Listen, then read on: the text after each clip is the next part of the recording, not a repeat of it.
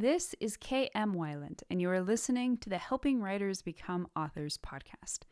I hope you enjoyed this week's episode, 7 Tips for Opening Your Story in Medias Res. In medias res is the useful but sometimes tricky writing technique of beginning your story in the middle of things. At its most basic, this is simply a solid reminder to begin your story with something happening. This might be action in the traditional sense, but it might also just be the character moving toward a scene goal. However, in medias res can cause confusion for writers who feel pushed to either manufacture action for their opening scene and or open late in the story in a way that compromises the structural timing. Last week, we discussed some of the confusion that can surround in medias res, and particularly how to balance beginning in the middle with the need for a solid first act that properly sets up the rest of the story. This week, I want to take a closer look at the technical side of in medias res, so you can better use it to craft gripping opening chapters that immediately pull readers in to the most interesting parts of your story. One of the main confusions about in medias res is that using it seems to require writers to craft opening scenes stuffed with hardcore action and perhaps even with the main conflict already in full swing. Obviously, the former doesn't work at all in certain types of story, and as noted, the latter is extremely problematic from a structural perspective. In medias res, however, comes in many different flavors. In fact, most stories well open with some form of in medias res, even if it isn't the full-blown type we often think of, in which the hero is already embroiled in some theatrical crisis. As shown in some of last week's examples, such as Pride and Prejudice, beginning in medias res is as simple as opening with the characters having just piqued their own curiosity about some new development in their lives, such as an eligible bachelor moving in next door. So I want to start by talking about a few pros and cons of using in medias res. To begin with, here are 4 pros. The benefits of using even the subtlest of in medias res techniques are manifold. Pro, number 1, it creates an inherent hook. Number 2, it offers the potential for vibrant characteristic moments for important characters. Number 3, it initiates the story with forward momentum. And number 4, it helps writers skip all the throat clearing and other unnecessary introduction. However, when misunderstood or misapplied, in medias res can also create the opposite of the desired effect. So, con number 1, it can interrupt the natural structural progression by starting too late in the story's timeline. Number 2, it can interrupt the natural structural progression via an irrelevant action scene that is tacked on the front of the book before getting back to the real beginning in the next scene. Number 3, it can focus too much on physical action to the exclusion of development that would convince readers to invest in the characters. And number 4, it can focus too much on sound and fury rather than genuinely intriguing psychological hooks. The first challenge in using in medias res is knowing how much of the technique is right for your story. Whether you use it subtly, as Jane Austen does in Pride and Prejudice, or go full bore, as Robert Ludlum does in The Bourne Identity, will depend both on your genre and the needs of your specific story. It is vital to understand both so you get the balance just right. Because in medias res is a technique that necessarily influences your reader's first experience of your story, it must accurately set up your story's tone and therefore reader expectations for everything to come. So you can use the following 7 tips to refine your use of in medias res in any type of story. Tip number 1, know why you're choosing to open in medias res. Again, most stories will open with some form of this technique. particularly if you're wanting to use it in a more immersive way by starting out with your character deep in a high-stakes situation. You'll want to analyze why you're using this approach and why you think it is most advantageous for your story. High-stakes stories will often merit high-stakes openings. The difficulty here is that sometimes once authors get a story ramped up in that opening scene, they don't always know how to slow it back down enough to do the proper setup work of the first act.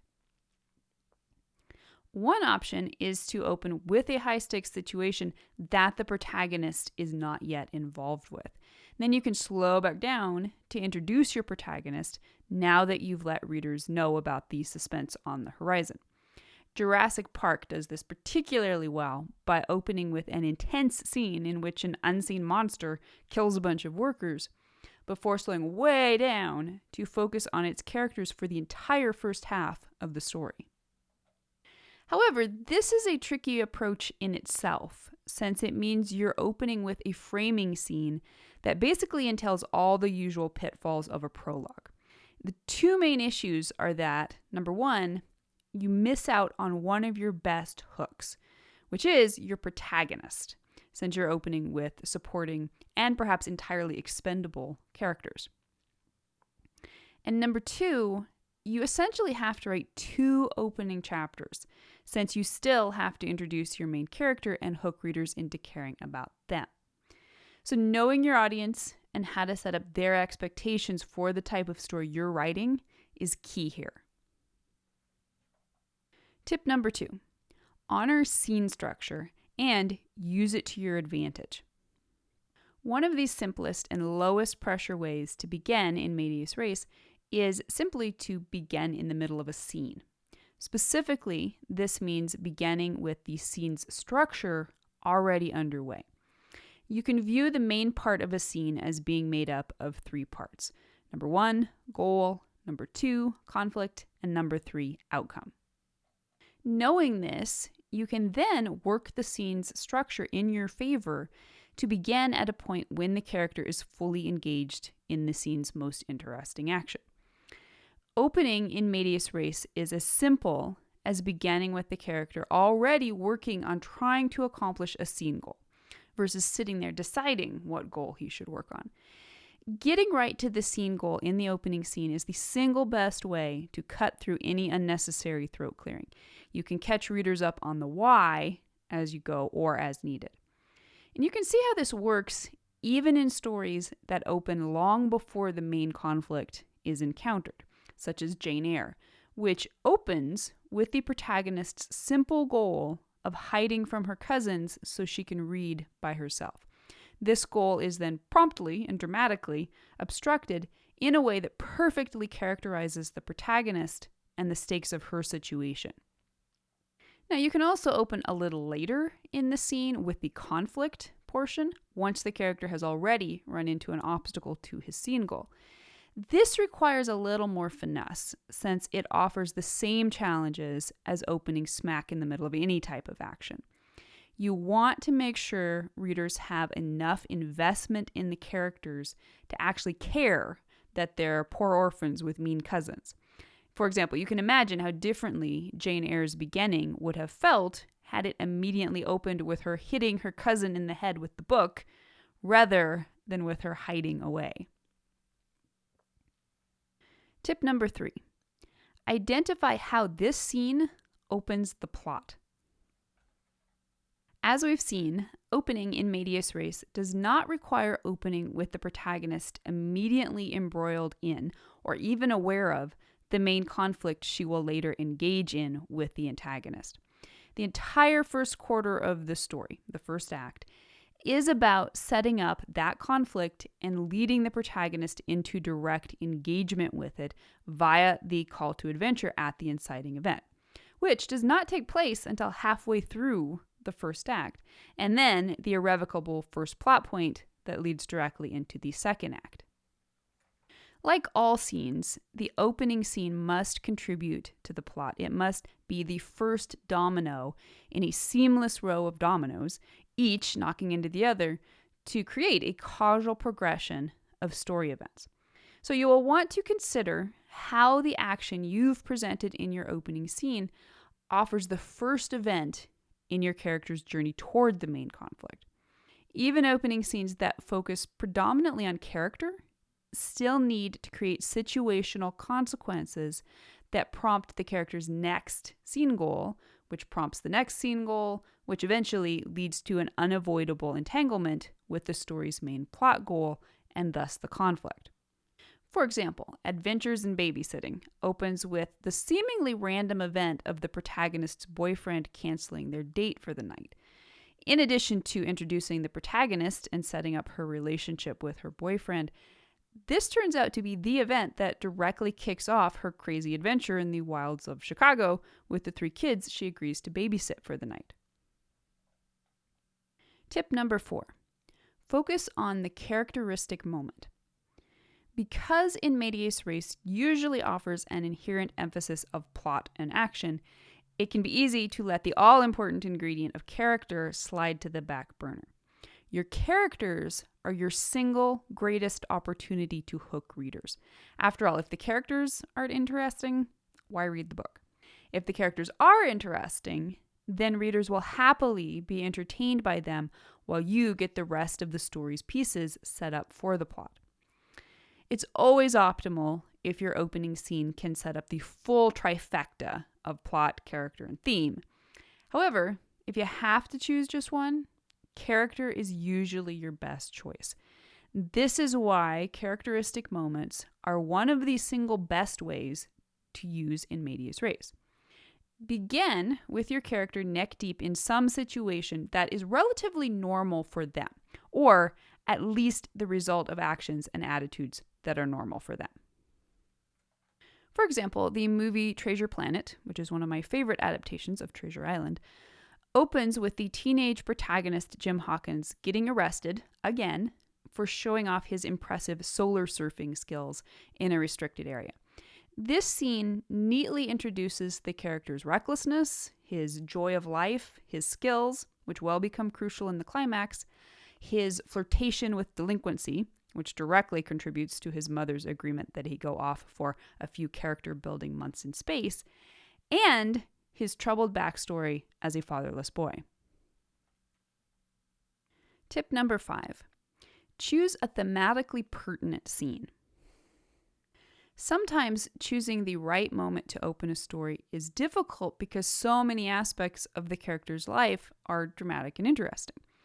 Narrow your choices by focusing on characteristic moments and scene dilemmas that are thematically pertinent to the story to come. Even if your opening scene doesn't directly touch upon the story's main conflict in any obvious way, you can still use it to thematically introduce what is to come. One way to do this is to focus your protagonist's characteristic moment on how she is currently being limited by the lie she believes. This limiting perspective will provide one of the main reasons for the protagonist's engagement with the main conflict once it comes into view. We see this in the Treasure Planet example mentioned previously, and also in stories such as Jane Austen's Emma, in which the titular protagonist opens by matchmaking her beloved governess, or so she thinks. This event perfectly sets up the character's growth arc, as well as creating the circumstance that will drive the main conflict, the arrival of her governess's handsome and intriguing new stepson, Frank Churchill. Tip number 6. Take the time to set the stage and identify all players. When using In Medias Res to begin a story, it's easy to feel you must rush the first chapter. Using this technique needn't make your first chapter rushed or chaotic. Even if your opening scene deals with physical action and or high stakes, you still want to make sure readers are oriented within your story. You can't go so fast readers miss out on knowing the who, where, what, why, and how of your scene. Sometimes the technique of In Medias Res can be accomplished in as little as a paragraph or two, or sometimes even just a sentence, if that sentence packs a wallop of intrigue. And then you can pull back a bit to set the stage. Another little trick that can help is limiting the number of characters in the first scene. You have to be careful with this since you need the characters you need, and also because character interaction is often one of the best ways to engage readers. However, if you only introduce 2 or 3 characters in the first chapter, you will have less information to juggle in the beginning. You can then draw in other important supporting characters in subsequent scenes.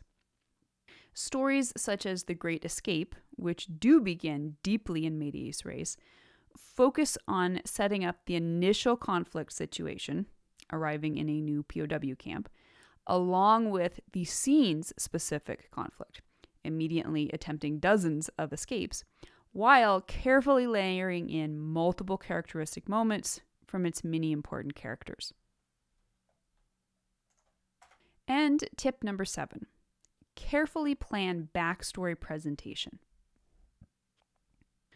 So finally, you will want to be careful with backstory. And this is true of any opening scene, but it is even more true in stories that begin in medias res. By definition, these stories are firmly focused on the present moment. If they've begun in the middle, then something must have come before. So it can be tempting to begin with a line such as, Harry had never found himself in such a fix before, and then immediately zoom back to fill readers in on Harry's entire backstory leading up to this moment. Although it is important, as per point number 6, to make sure readers have enough to orient themselves within the scene, you must be particularly careful about not undoing all the good of an in medias res opening by spending too much time in the characters' pasts. If you feel you need to keep rewinding in order to catch readers up to speed, that could be a sign that you've started too late in the story's events. In general, all but the most basic backstory is best shared as late in the story as possible. Tease it out and tell readers absolutely need to know what's going on. In the beginning of your story, focus only on backstory that is necessary to properly set up the character. Although in medias res will be used to one degree or another in most stories, it won't be the right choice for every story. It's important to understand exactly what it is, how it works, and how to avoid its pitfalls, so you can make an educated decision about the best way to hook readers into your story's first chapter. And now I hope you will stop by the blog and tell me your opinion. Have you used any degree of in medias res in opening your latest story? If you'd like to be part of the word player community over on my site and join in the conversation on this subject, be sure to stop by the website at helpingwritersbecomeauthors.com. You can always find a transcript of the most recent podcast and add your voice to the discussion by visiting the first post on the site's homepage. And don't forget that if you're looking for an older post, you can always find those by putting the podcast title in the search field at the top of the right-hand column. If you enjoyed this podcast, you can subscribe on Apple Podcast, Spotify, and Amazon Music, or whatever your favorite podcast platform may be. And if you'd like to do something to support helping writers become authors, it always means a ton if you're able to leave just a quick rating or review on your site of choice. Also, many thanks to those who support my work on Patreon. Your patronage helps make helping writers become authors and its many resources available to writers everywhere. If you're interested in becoming a patron, you can find out more at patreon.com/kmweiland. Thank you so much for listening to the Helping Writers Become Authors podcast, and be sure to check back again next week.